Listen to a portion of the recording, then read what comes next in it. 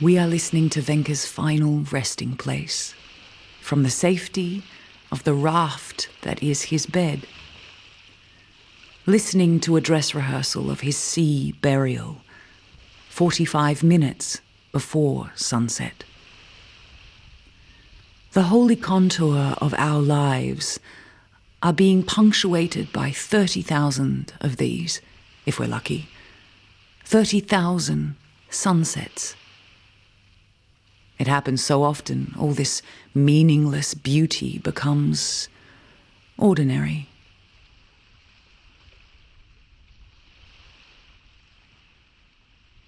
Looking is a kind of pure pleasure. The eye distinguishing over 2 million different colors. These facts are very precious things to know because the world looks different when you know them. 3 days after my cremation, my ashes will be scattered here. When I die, my remains will rub shoulders with shells of microscopic organisms, with feldspar and quartz stained red with iron, with rocks and crystals, ground down by rivers, cracked by ice, abraded by the wind, before lying at the bottom of the ocean. I too want to be tumbled on the seabed, to be slowly pummeled into smaller and smaller pieces, tossed around for a couple of million years with the other things, compacted and hardened into stone. I want my ashes to mingle where the smaller grains of dust and dirt settle. The smaller the granule, the more slowly it's rounded. Those small crumbs of rock could have sat on 10 different mountain ranges and laid at the bottom of 10 oceans during its 2.4 billion years of vibration. Sand has no soul, but it too is reincarnated. Looking to the east, our backs to the west, just before the sun sets. Our feet in the salty water at Changi. Our minds 2.8 kilometers south. Listening.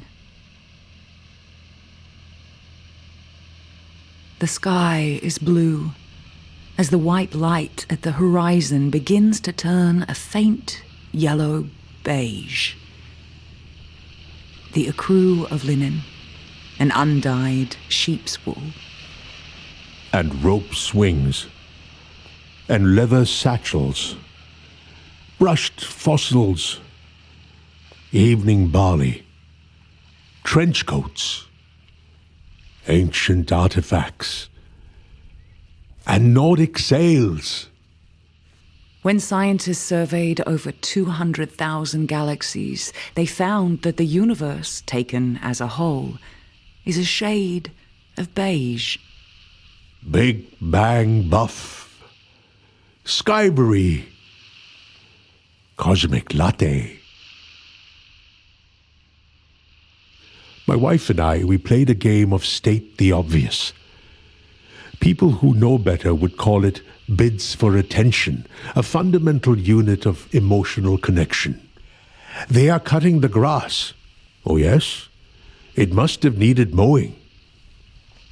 Little opportunities of care. Look, they're painting the wall.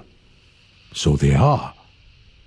Do you remember what color it was before? Chances to show a little interest. It's raining. So it is. You're here. It's raining buckets. You're here, and that matters. Some couples, they sit and face each other. My wife and I, we were too shy at the beginning, and so we would face the world and point to it together. 30 minutes to go before the sun sets. The sky now blue and pale orange. Azure, cobalt, peacock, duck egg, cornflower, stone wash denim, sand, champagne, biscuit, saffron, peach, ginger, amber. In the second year of our marriage, we began a ritual of pilgrimage to Changi, sitting beneath the flight path, watching the clouds as the sun set behind us. That man just caught a fish. Or did he? I'm interested. There's a bit of breeze. Yes, it's a bit chilly. I am interested in you. Grey-blue. The sun now sets, and cast upwards onto the atmosphere the earth's shadow like a bruise, purple as it rises. Mauve, blackcurrant, indigo from the Greek indikon, meaning substance from India, amethyst. We were never stating the obvious. We were pointing, arms outstretched to something underneath it. The observed thing wasn't important. It was that we were listening to each other. As the sun disappears below the horizon, the clouds turn a rusty orange or a salmon pink. Burgundy, Bordeaux, oxblood, pomegranate, rose, ruby, strawberry, fuchsia, tangerine, terracotta.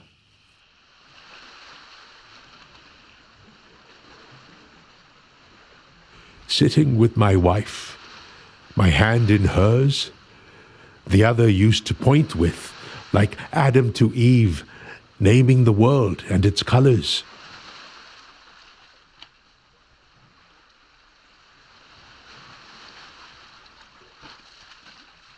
The prism of the atmosphere dims to purple-black at a rate of 1,600 kilometers per hour at the equator. And when the sun finally fades, much like your life, the light diminishes quickly. There is one thing certain in our lifetime. Eventually, we all must die. A true Hindu shall love death as he loves this life. All my life moved forwards, away from childhood, towards my future wife. And everything deteriorated with her dying.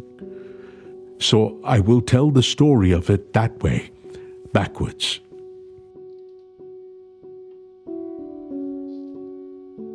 One year after her passing, a priest came to visit, offering my own immortal soul satisfying answers to 330 million questions of life and death. A demonstration that death is something that can be prepared for instead of something feared. We need not dread our last days where the funeral pyres burn non-stop.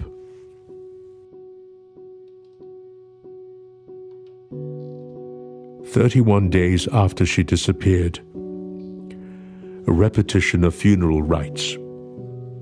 Death rituals serving both the dead and the living. The priest purifies the home. Clean house, clean soul. Rice balls, 1 for her and 3 for her father, grandfather, and great-grandfather. She is metaphorically cut into 3 and then rolled into 1, uniting her soul with that of her ancestors. They are fed to the crows, to the cow, to the river for the fish. The impurity ends. 1 week after her final exit, I ate her favorite food, because she couldn't. A plate before her photo, A plate in the alleyway, burning with camphor. Rice balls, and more rice balls, joining small with big. 12 days to reach her father's far shore. 12 hours in the wake of her death, I returned to collect her remains. Water sprinkled on dead ambers, collected on a tray. Small pieces of white bone in amongst the ash. They called them flowers. I picked up her lower jaw. A flower of her lower jaw. My wife's lower jaw. My palm on her cheek. Holding her lower jaw for the last time, her bed for her dead skin. Holy water, I bathe, we are impure. Lamps and water pots are set where her dead body laid. The shrine is closed, pictures turned to the wall. We did not visit other homes, no festivals to attend, no swamis to consult, no marriage arrangements to be made. Mourning. She knew how we felt. I held her in earthly consciousness with my shameful crying. I was directed by others to joyous release, in pursuit of Yama and his 2 dogs, his pigeon, his crow, and his buffalo, directing the way to destiny, and I, carrying a pot of clay, and in another, burning embers. Encircling her body on the pyre counterclockwise, around the body, counterclockwise around the pyre, body counterclockwise around the pyre against the clock. For everything is backward from the time of her death. Rice, and more rice, wood, incense and ghee, a ring of kusha grass, fire flaming from the untouchable's hands, my feet following my feet counterclockwise around the pyre. My sacred thread reversed now hangs from my right, clay pot heavy on my left shoulder, a firebrand behind my back. Knock, knock, knock a hole in the pot with the knife. Water and life escaping its vessel. Stop, stand, still. Dropping the pot, I set the world on flames. I would never face her body again. Bones cracking flesh from bones, and a voice behind me whispering, and that's how we end. Arati, offering flowers and lighting lamps, remove her from her frozen rest, skull cracking, clothes removed, white cloth covering her naked death. These duties should never be left to strangers. Sesame oil to the head, rice and more rice into her mouth, fed for her journey ahead. The funeral priest was called. A fire, 9 brass water pots, 1 clay, in the wake of her death. Head facing south in the lap of Mother Earth. A cloth under her chin and over her head. Her thumbs tied together like her big toes. Religious pictures are turned to the wall, mirrors are covered, while I cried. On and on the procession of tears. I am the designated chief mourner. I do what the priest tells me. The lamp and incense burned, while she froze in an icebox, a refrigerator for the fallen, head facing east, sandal paste on her forehead, milk trickling from her mouth, a pile of bones, fat and skin, human biology, an example of decay, the body my wife used to live in.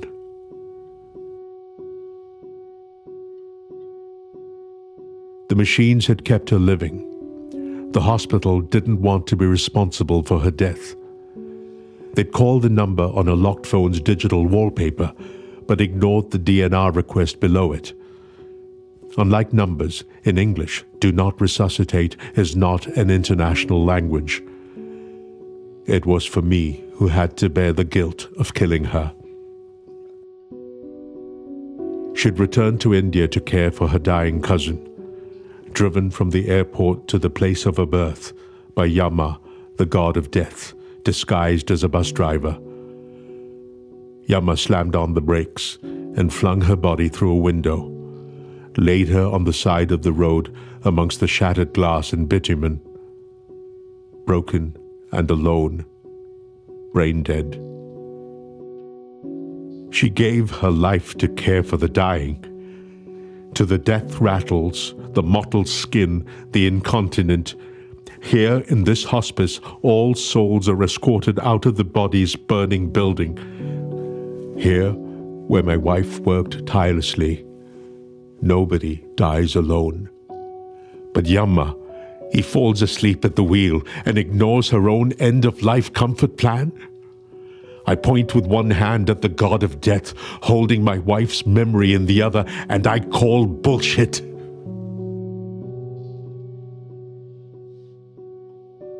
Lately, at night, I've been retelling and rearranging the story of our wedding vows, our Mangal Feras, my guilty pleasure. In Mangal Feras, we make 4 circles around the holy fire, while chanting mantras, oaths, and promises. Death do us part and such. The groom leads the first 3 rounds around the sacred fire, while the bride leads the 4th. It's a practice based on a story of death. At night, when I can't sleep, I retell it. I play the husband, Satyavan, and my wife plays his wife, Savitri. Savitri was the most beautiful woman in the world without any suitors, because stupid men are intimidated by beauty and intelligence.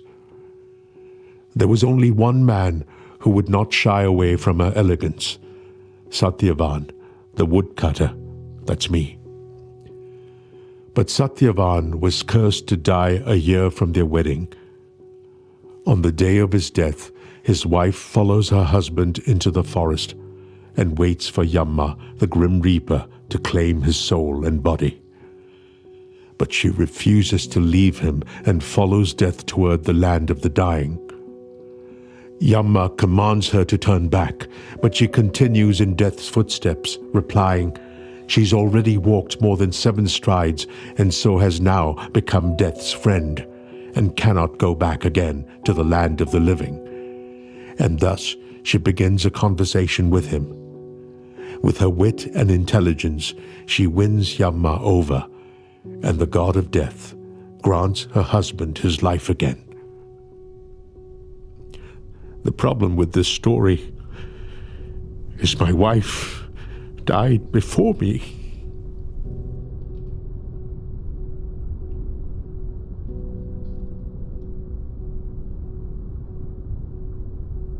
Onyx, ebony, midnight, Sable, coal, obsidian, charcoal, pitch black.